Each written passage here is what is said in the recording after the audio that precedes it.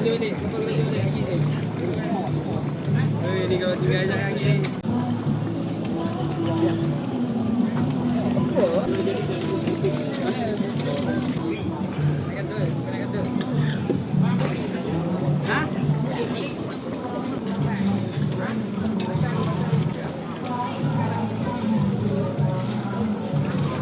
kawah ni, kami tiga kawah ni.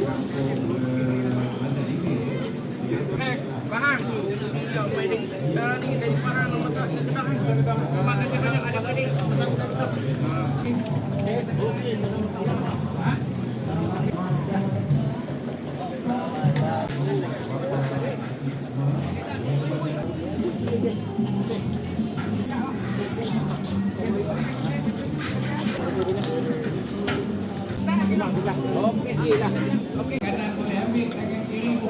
Ayo, come on lah.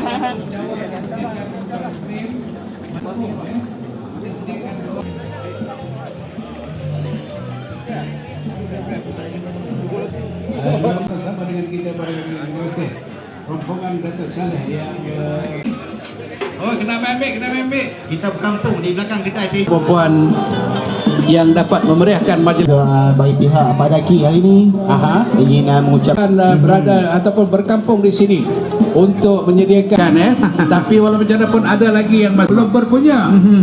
Dia masih kos. Terima kasih daripada Cawak Padang, daripada Jeniang, Gurun, daripada Tengah. Padang Tengah pun ada Mazul. Indun Jarah untuk kedua pasangan pengantin dan juga suasana.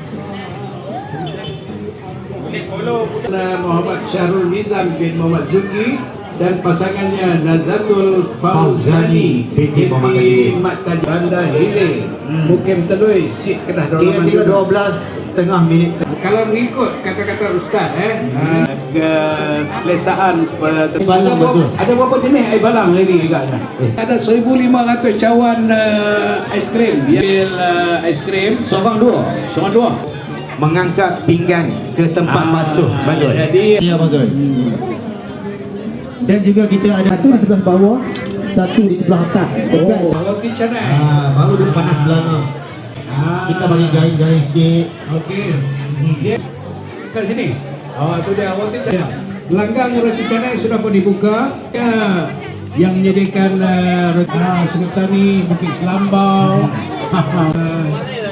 Perjalanan tetamu kita tidak sesak lah, kita harapkan kita tak tengok ni kata makanan pengantin Mazul.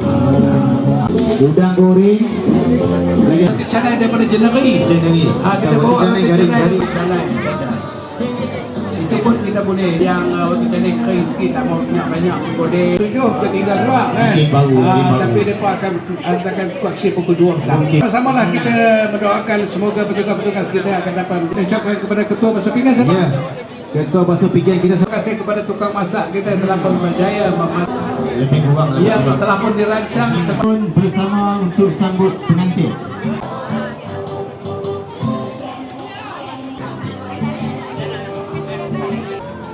Adik-adik yang berbaju sila ikut Tok Cuya ini. Sampai itu juga di kesempatan itu Muhammad Syahrul Nizam bin Muhammad Zuki dan juga pasangannya Nazat.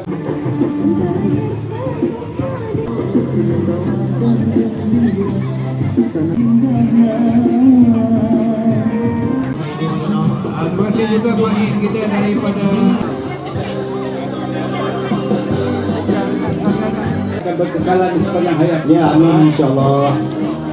Dan juga Mazul, satu lagi. Terus saja sampai ke istana atas bukit. Terus ke istana di atas bukit.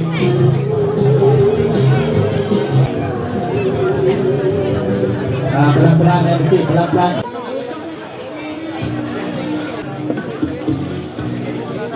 Warahmatullahi wabarakatuh dan